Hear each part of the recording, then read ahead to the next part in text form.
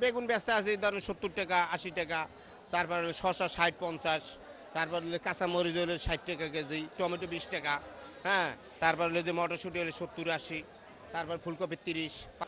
আপাতত গত সপ্তাহ চেয়ে একটু একটু বাড়তি, 10-20 টাকা কেজিতে গত সপ্তাহ চেয়ে বাড়তি।